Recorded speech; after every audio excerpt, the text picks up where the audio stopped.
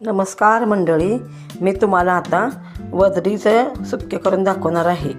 त्यासाठी ही आता वजरी आणलेली आहे मी. आता ही गरम पाण्यानं आपण स्वच्छ धुवून घेऊया. आता मंडळी ही आपली वजरी धुवून झालेलं आहे.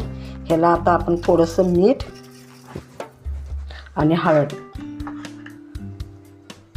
लावून घ्यायचं आहे आणि आता हे आपण सगळं एकत्र करूया.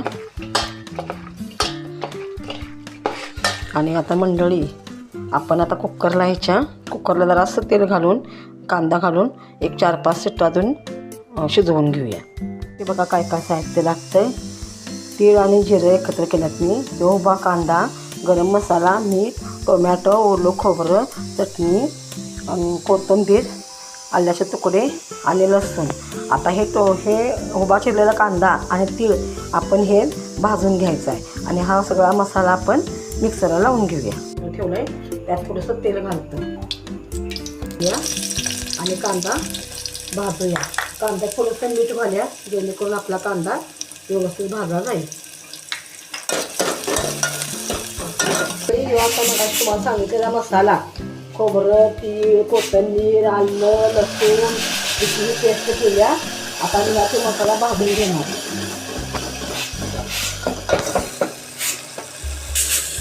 आता आपण थोडासा गरम मसाला घालूया आणि आपली कोल्हापुरी चटणी म्हणजे आपल्या अंदाजाने घालायची, तिखट होईल अशी. आणि हा आता मसाला आपण तेल सुटेपर्यंत भाजून घेऊया.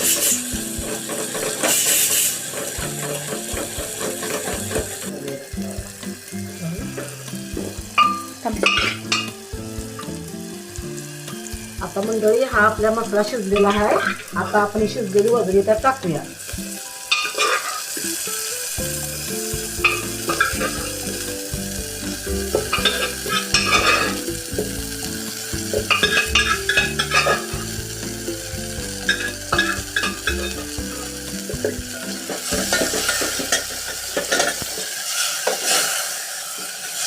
आता म्हणजे समजा तुम्हाला जर का जास्त रस्सा पाहिजे असेल तर आपण यात गरम पाणी घालू शकतोय. आणि जर नको असेल, जर का सुक्कं टाईप पाहिजे असेल तर आपण थोडंसं पाणी घालायचं, गरम ते पण गार नव्हे.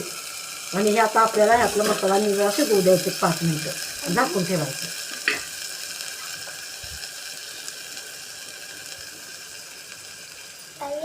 बघा मंडळी, आपलं हे वजरीचं सुक्कं तयार आहे.